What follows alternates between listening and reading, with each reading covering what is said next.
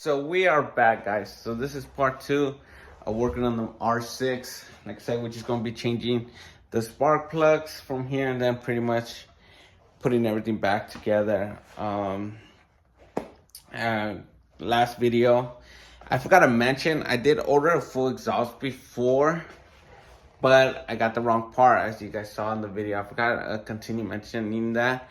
Apparently the seller sold me somebody else. Oh, it got shipped. I got shipped the wrong product. Somebody else received mine and I received theirs.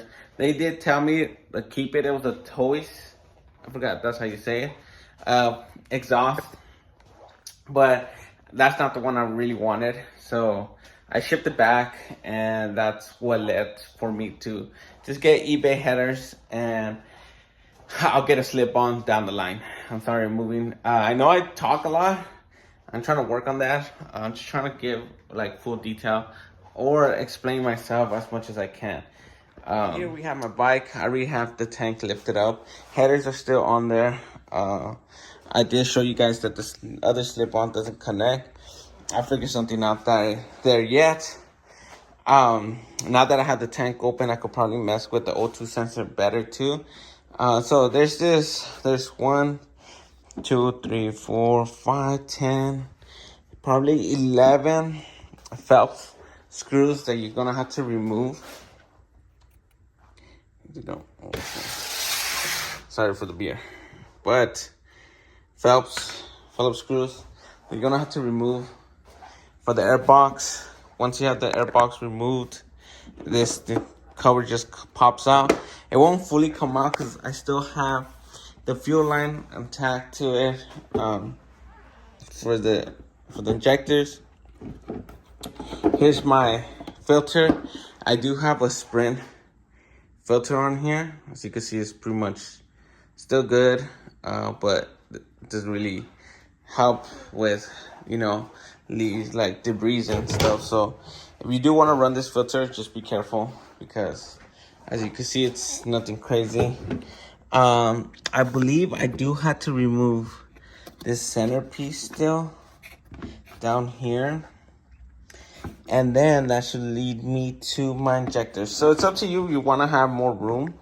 As you can see, my intakes, everything's good here. Like I said, if you do want to have more room here, you can remove this. Just be prepared that you will have gas coming out of here, so just put a rag under there or something and you should be okay. I'm gonna try to do my best without removing all this, so we'll see how it turns out, because that's what I said with the panels. And look at how to take everything apart. I like to work harder. But yeah, guys, so if you ever want to change your filter or check it out, it's right here. There's all the velocity stacks. I do plan to change those out in the future. For right now, I'm not. But yeah, guys, so let's remove that clip, remove these 2 bolts, and hopefully this piece comes out so we can get to the injectors. Guys, so far I took out the tank fully out. Makes it more easier. I was trying to do it without it, but it's way much easier just to disconnect it. I just didn't connect this fuel line. If you do connect this, you can pop all this out. We good. Just make sure you cover your throttle bodies.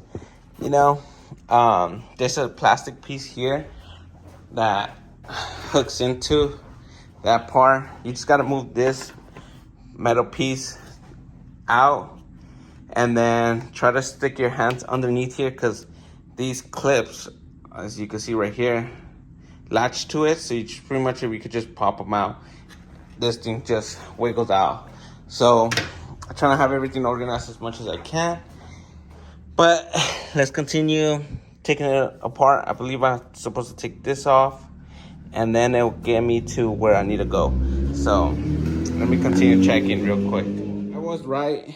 After that, you're gonna have to remove this piece. This is where that metal piece was. It's like, oh man, clearly like this.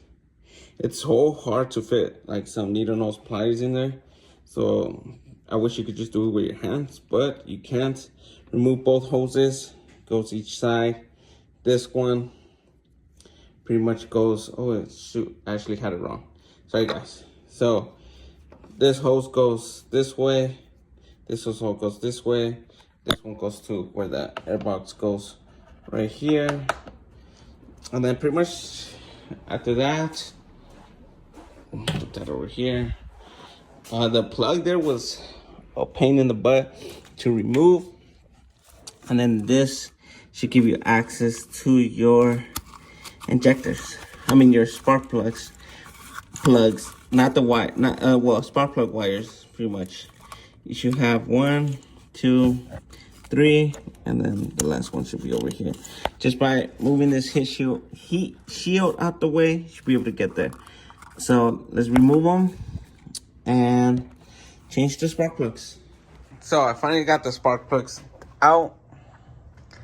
They're, like I said, they're not that bad, you know, but from what I heard, Yamaha, you're supposed to change them every 15,000. I'm at 14,700. And since I was already going to do the headers, that's why I said this is going to be a part 2. I took them out. As you guys can see, there's the clips. You do need a swivel to try to remove them out of there. I don't have a magnetic pretty much spark plug socket, so I had to go get a magnet. But other than that, guys, pretty much I'm gonna use the magnet to drop them in there slowly, and then from there torque them down. They're not supposed to be tight, like super tight, just snugged. Connect everything back up, clean up here, put everything back, and then just, yeah, pretty much put everything back. I was gonna try to put my plastics back on and stuff, but my plastics here, they used to hang because I don't have the clips that go in here. But I did order them when I got the clutch tool, so I might as well wait until I get that those clips, so I could just put everything back. But for right now, I'm just gonna, like I said, clean up here. I am gonna remove these out the way. I'm just gonna cut them. Hopefully I have something that could cut them, because I'm not gonna buy pretty much a block off for it. So I might just cut them so I won't have that. And then, yeah, pretty much just clean up my bike until it's time to do the axle. So once I put the plastics back on, at least my bike is pretty much clean. But we're just gonna call that as part 2. It's just vice versa, putting everything back together.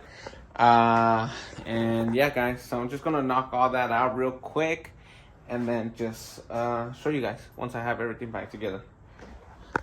Like I said, I started putting everything back together, pretty much vice versa. This is the part number, let me see if I can get you guys this one right here. Part number that I use for my R6 is pretty much CR10EK 2360. And I kind of have everything put back together. The hoses were a little bit easier. Like I said, I got the clamps to be closer to where I could fit the needle nose pliers. My Sprinter filters back on. This is all bolted up. I just got to put the airbox cover back on. And then pretty much that's it, guys. That's it for now. Like I said, excuse me. Whoa. I'm waiting for the clips for my front fairings so I could sit tighter. And then hopefully either I get a slip-on or the thing for so I could tune my bike. So little bit by little bit, I'm getting this bike done. The clutch tool should be coming up this week. Me and the homie he's gonna help me because he already has done it on his Ducati V4R, and he's like, I could give you a hand. And that's something that I really don't want to just try to do it by myself. All this, I looked up videos, and I kind of went as I went as I was watching videos too, because this is my first time changing spark plugs on a bike. Like I said, I looked it up on Google. It said it's recommended for 15,000 miles. I have 14,700, so it was close. And like I said, I was doing the header, so now that it was time to take it apart, I might as well just change all these things. So, but yeah, guys, once I get more things done, you're gonna see how it's gonna be. And hopefully we get a dyno tune on this bike. Who knows? But yeah, guys. So catch you guys in the next one. Thanks for watching. I'm out.